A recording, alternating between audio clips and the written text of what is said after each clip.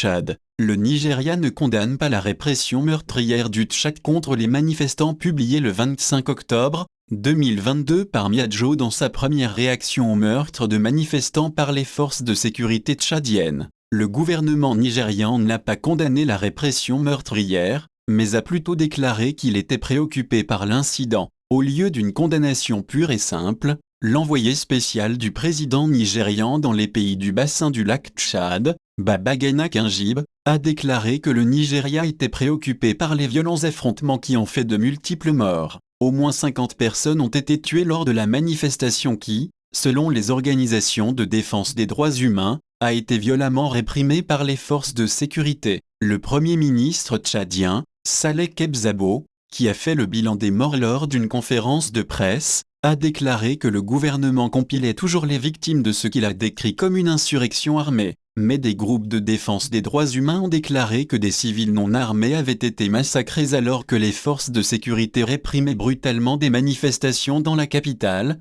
N'Djamena, et dans plusieurs autres villes. Dans sa déclaration, M. Kingibe a présenté ses condoléances aux familles des personnes en deuil et ainsi qu'au gouvernement et au peuple tchadien et a qualifié les événements d'évitables et déplorables. Le Nigeria, comme son voisin le Tchad, a une histoire de répression brutale contre les manifestants. En 2020, des manifestants qui défilaient contre la brutalité policière dans différents États nigérians ont été abattus en faisant un nombre encore à confirmer de morts et d'autres blessés. Mahamat Deby, le dirigeant militaire du Tchad, a promis une transition de 18 mois vers les élections après avoir mené un coup d'État en avril 2021. Mais le 1er octobre, il a annoncé que la transition serait repoussée de 2 ans, ce qui a conduit à des manifestations. Suite au décès du père de M. Deby, Idriss Deby, qui a dirigé le Tchad pendant des décennies, l'armée tchadienne a annoncé la dissolution du Parlement et la suspension de la Constitution. Il a également annoncé l'installation de Mahamat Deby à la présidence, une décision condamnée par l'opposition dans le pays.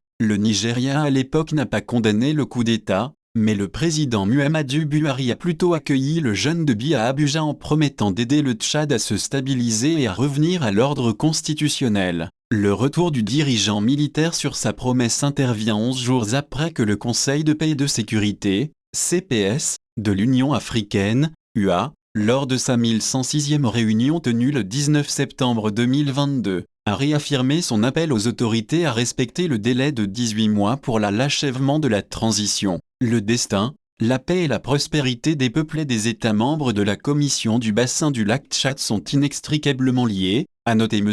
Kingibe dans sa déclaration envoyée à Premium Times, en tant qu'envoyé spécial, je souhaite rassurer de notre soutien continu au Tchad dans sa quête d'une transition pacifique vers l'ordre constitutionnel par le biais d'élections libres, équitables et crédibles, a déclaré M.